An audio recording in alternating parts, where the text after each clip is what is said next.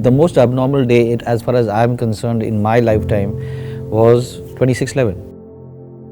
We were sitting in our homes on 26/11 and we couldn't believe what we were seeing.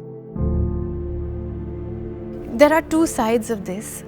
One side of it is definitely the true story of it, where you kind of gives you an insight on the horror that must have happened that night. That people must actually have seen this firing and this bloodshed and this death. And then there's the other side of it, which you simultaneously register, which is so bizarre, which is the filming experience. It's a weird contradiction.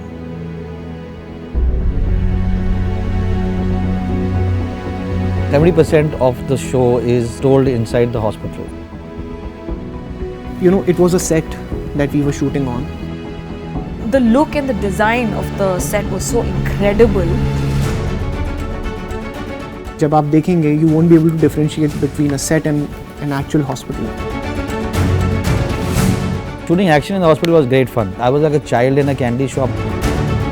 Well, there were lots of bombs and blasts that went off. The action is going from the ground floor to the third floor, back to the ground floor, all over the place.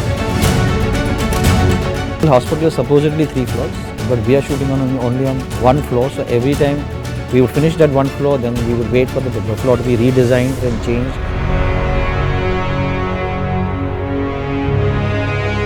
You're seeing all these various things being put into the wall that will explode when a certain button is switched on. Look, the thing is, there were a lot of long takes. You don't have the liberty to do a lot of cutting, and you have to do everything on that particular moment. I would enter the set and say, okay, मैं ये room का ceiling गिरा दूँगा, ये corridor में action हो जाएगा. Most of the people, because of the effects that the amazing action team had set up, we were reacting very naturally.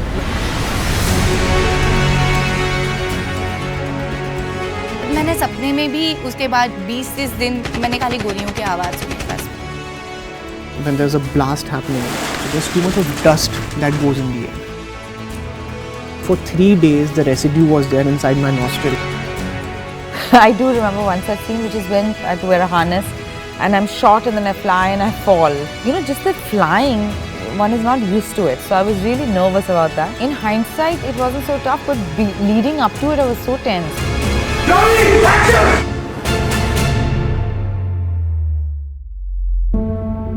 It's very easy for me to say in 2020 that I want to do a Metro Junction shootout. That happened in 2008. My DOP suddenly turned around and said that the street lights have all changed since 2008. We were used to halogen, mercury, warm light, and they've all now become white. So from Polo Bandar to Metro, because we had the car chase, we had to change every single street light. At Metro, on those 2 days, we had close to 200 juniors, we had about 30 or 40 police cars. We recreated everything that happened at Metro to such an extent that actually residents around Metro thought that there was another attack.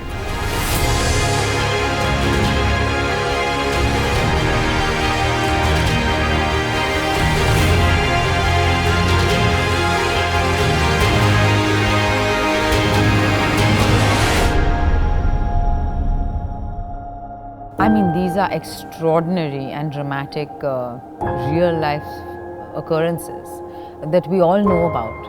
And this is really kind of, you know, putting a human side to it and trying to go into that world, not just leave it to our imagination, but actually see it, really brings it alive, it makes it very real.